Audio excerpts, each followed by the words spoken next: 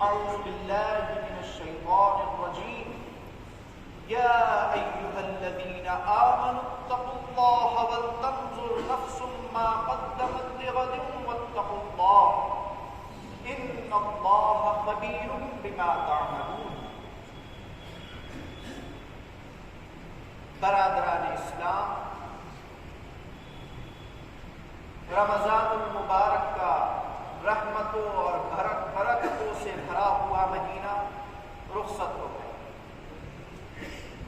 سال بھر میں یہ مہمان اللہ کی طرف سے ہمارے لیے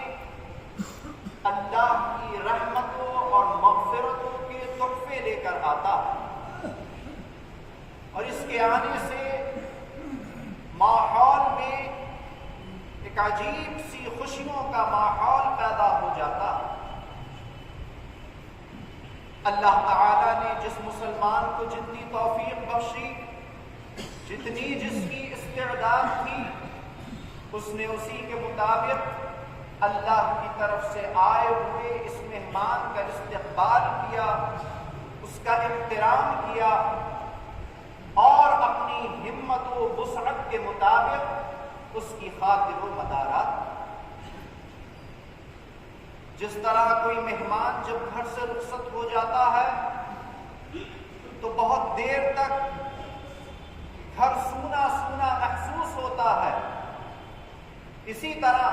رمضان المبارک کا بھی حال ہے کہ جب یہ مہینہ رخصت ہو جاتا ہے تو کچھ دنوں تک کچھ اچھا نہیں لگتا، زندگی میں سونے پن کا سا احساس بھی ہوتا، اور یہ خیال بھی دل میں بار بار آتا ہے کہ نہیں معلوم آئندہ ہم اس زمانے تک پہنچے بھی کہ نہیں پہنچے کہ پھر سے ہم اس مہمان کا استقبال کر سکیں یا نہ کر سکیں. کتنے لوگ تھے گزشتہ سال جو ہمارے آپ کے ساتھ تھے، مگر اس ماہ مبارک کے اندر وہ ہمارے ساتھ نہیں تھے، اللہ کے پاس جا چکے، دنیا سے رخصت ہو گئے. بس یہی سوچ سوچ کر ہر انسان کے دل میں، ہر مسلمان کے دل میں یہ خیال پیدا ہوتا ہے کہ نہیں معلوم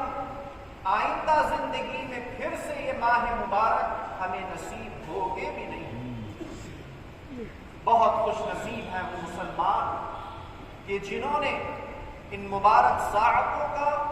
پورا فائدہ اٹھایا، جتنا ہو سکا رو کر، آنسو بہا کر اللہ تعالیٰ کے سامنے اپنی پچھلی زندگی کے گناہوں کی معافی مانگی اور آئندہ زندگی میں گناہوں سے بچنے کا تہیہ کیا، پکا ارادہ کیا. وقت جو ہے تیزی کے ساتھ گزرتا چلا جا رہا. پچھلے وقتوں کے اوپر جو کچھ بھی گزر گیا اگر ہم نظر ڈالیں تو وہ بہتر نظر آئے گا اس سے کہ جو وقت چل رہا ہے یا آنے والا ہے. اس لیے کہ حدیث پاک کے اندر بھی، مختلف حدیثوں کے اندر جناب نبی کریم صلی اللہ علیہ وآلہ وسلم نے یہ ارشاد فرمایا ہے کہ جو وقت گزر جائے اس کو بہتر سمجھو، اس لیے کہ آنے والا وقت گزرے ہوئے وقت کے مقابلے بدتر ہی ہے. اس لیے کہ جتنا جتنا زمانہ گزرتا چلا جائے گا اور زمانہ قیامت سے قریب تر ہوتا چلا جائے گا، اسی قدر فتنے، فسادات، شر، نفرتیں، سازشیں بڑھتی چلی جائیں. ایک صحابی رسول کے پاس کچھ لوگ آئے، اللہ کے رسول دنیا سے تشریف لے جا چکے تھے، اور آنے کے بعد اس زمانے کے اندر جو مسئلے مسائل چل رہے تھے ان کی شکایت کے ساتھ بڑا عجیب وقت آ گیا کہ اس وقت جو ہمارا حکمراں ہے، بادشاہ ہے، وہ بھی بڑا ظالم و جابر ہے، لوگوں کے اوپر ظلم و زیادتی کر رہا ہے، کوئی کسی کی نہیں سن رہا۔ جس کے پاس طاقت ہے وہ اپنی مرضی کے مطابق جو چاہے وہ کر رہا ہے۔ تو ان صحابی رسول نے یہ فرمایا کہ اے لوگوں، نبی کریم صلی اللہ علیہ وسلم نے مجھے یہ نصیحت فرمائی تھی کہ جو بھی موجودہ وقت ہو، زمانہ ہو، اس کے مصائب، آلام اور تکلیفوں کے اوپر صبر کرنا، زیادہ شکوے شکایتیں مت کرنا، اللہ کی طرف رجوع ہونے کی کوشش کرنا اور اپنے گناہوں کی معافی اللہ سے طلب کرنا، اس لیے کہ آئندہ آنے والا جو زمانہ ہے، جب تم اس زمانے سے گزرے ہوئے زمانے کا مقابلہ کرو گے تو اس کو بدتر ہی پاؤ۔ فرمایا کہ اللہ کے رسول کی یہ نصیحت تھی، اس لیے میں بھی تمہیں یہ نصیحت کر رہا ہوں کہ موجودہ دور کی تکلیفوں پر، مصائب و آلام کے اوپر صبر کرو۔ صبر کا بدلہ بہت بڑا ہوتا ہے۔ کوئی کسی کو ستائے، کسی کو تکلیف پہنچائے اور وہ اس معاملے کو ٹھنڈے دل کے ساتھ اللہ کے حوالے کر دے تو سیدھا اس کا معاملہ اللہ کے ہاتھ چلا جاتا ہے، اور ظالم کا انجام چاہے دنیا ہو یا آخرت بہرحال اچھا نہیں۔ تو کہنے کی بات یہ ہے کہ جو وقت گزر گیا بہتر تھا، اور ان وقتوں کے اندر جن لوگوں نے جتنا زیادہ فائدہ اٹھایا، اپنی آخرت کی تیاری کی، اتنے ہی زیادہ وہ خوش نصیب ہوئے۔ اللہ تعالیٰ نے بیان فرما دیا کہ اے مسلمانوں، ہمارا خوف اور تقوی اپنے دلوں کے اندر قائم رکھو، اور جو آنے والا وقت ہے، تمہارا آنے والا کل ہے، اس کی تیاری کرتے چلو۔ حال جو ہوتا ہے، موجودہ زمانہ جو ہوتا ہے، انسان جس میں وقت گزار رہا ہوتا ہے، اس کو ہمیں بہت غنیمت سمجھنا چاہیے۔ جتنا بھی وقت اور گھڑیاں ہمیں میسر آ جائیں، اچھے کاموں میں لگانا چاہیے، اپنی بھی بھلائی کے بارے میں سوچنا چاہیے، اور جتنا ہو سکے اپنے اہل و عیال، گھر والوں، اپنے آس پڑوس اور عام مسلمانوں کی بھلائی کے بارے میں بھی سوچنا چاہیے۔ آج ہمارا حال ایسا ناگفتہ ہو گیا، ایسے کمزور ہم ہو گئے کہ اچھے اعمال ہاتھ پاؤں سے کرنا تو دور کی بات، اچھے کلمات دوسروں کے لیے زبان سے نکالنا تو دور کی بات، دوسروں کے لیے بھلائی کی چیزیں ہم سوچ بھی نہیں سکتے۔ ایسا ہمارا دماغ اور سوچنے کا زاویہ کمزور پڑا۔ اللہ کے رسول صلی اللہ علیہ وسلم نے یہ بیان فرمایا ہے کہ رمضان المبارک کا جو مہینہ اللہ نے تمہیں سالانہ عطا فرمایا، رحمتوں اور برکتوں سے بھرا ہوا، اور اس میں تم نے عام دنوں کے مقابلے جو زیادہ اللہ کی طرف توجہ رکھی، اے مسلمانوں یہ توجہ ہٹنا نہیں چاہیے۔ یہ نہیں سمجھنا چاہیے کہ بس ایک مہینہ تھا اللہ کی طرف توجہ رکھنے کا، بلکہ بیان یہ کیا گیا ہے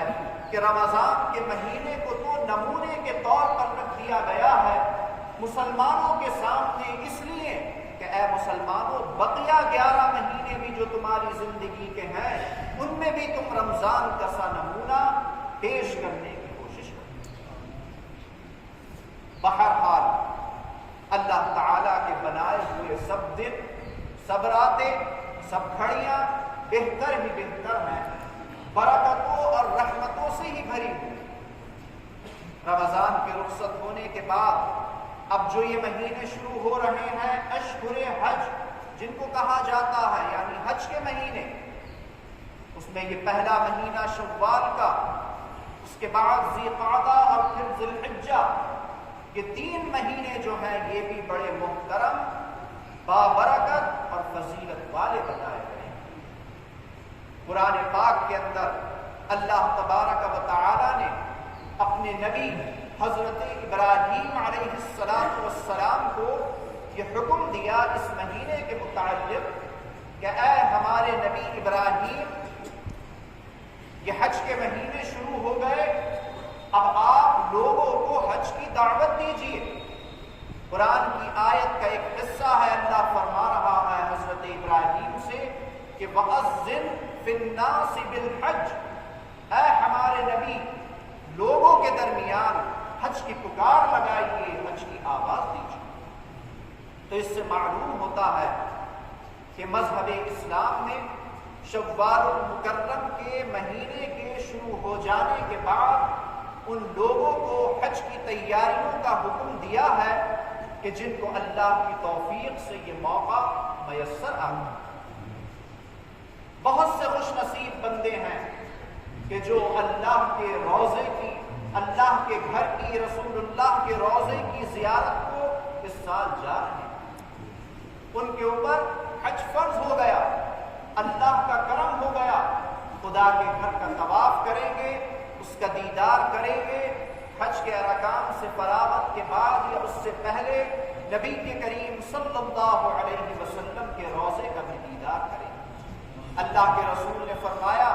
کہ جس نے میرے وصال کے بعد میرے روضے یا قبر کی زیارت کی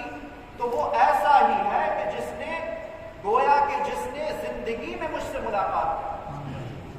تو حاجیوں کو اپنے نصیب کے اوپر فخر کرنا چاہیے اور جتنا ہو سکے اللہ تعالیٰ کا شکر ادا کرنا چاہیے کہ ہم اللہ کے بھی گھر کا دیدار کریں گے اور نبی کے کریم صلی اللہ علیہ وسلم کے روضے کی بھی زیارت کریں گے، اور پکا ارادہ کر کے یہاں سے پختہ ہو کر اپنے ذہن کو بنا کر یہ جانا چاہیے کہ اے اللہ جب ہم واپس لوٹیں گے تو جو برائیاں ہمارے اندر تھیں پچھلی زندگی میں، جو کچھ بھی ہم نے کر دیا، تیرے کرم سے انشاءاللہ اب ان کاموں کو ہم نہیں دہرائیں اور اپنی جسمانی طاقت کو، اپنی دماغی طاقت کو جتنا ہو سکے گا اچھے کاموں میں، اچھی سوچ اور فکر میں لگانے کی کوشش کریں، تب تو ہمارا حج کامیاب ہے۔ ورنہ حج کو گئے، کچھ دن کے لیے تبدیلی آئی، سوچ اور فکر بدلی، کچھ دن اچھے کام کیے اور پھر وہی حال، تو وہ حج نہیں ہوا بلکہ دنیا داری کا یا تفریح کا ایک سفر ہوا۔ حج وہ ہے کہ ادا کرنے کے بعد انسان کے اندر انقلاب پیدا ہو، اس کے افعال میں، اس کے سوچنے کے طور طریقوں میں اللہ تعالیٰ تبدیلی پیدا ہو۔ تو جو موقع بھی مل رہے ہیں، جس شکل میں بھی مل رہے ہیں، چاہے وہ حج کی شکل میں ہو یا اللہ تعالیٰ کی طرف سے مختلف مہینوں میں جو رحمتیں اور برکتیں نازل ہوتی ہیں ان شکلوں میں ہو، ہمیں چاہیے کہ زیادہ سے زیادہ ان موقعوں سے ہم فائدہ حاصل کریں اور دنیا اور آخرت کا سامان جتنا ہو سکے اکٹھا کرنے کی کوشش کریں تاکہ پروردگار عالم دنیاوی کامیابیاں بھی ہمیں عطا فرمائے اور آخرت کی کامیابی بھی ہمیں عطا فرمائے۔ ایک مسلمان کے لیے یہی حکم ہے کہ تو نہ صرف دنیا دیکھ اور نہ صرف آخرت، بلکہ اپنی زندگی کو اس طرح لے کر چل کہ جس سے تیری دنیا بھی باعزت ہو، کامیاب ہو، اور تیری آنے والی جو آخرت کی زندگی ہے وہ بھی کامیاب۔ اللہ تبارک و تعالی ہم سب کو توفیق رفیق عطا فرمائے۔ وفقنا اللہ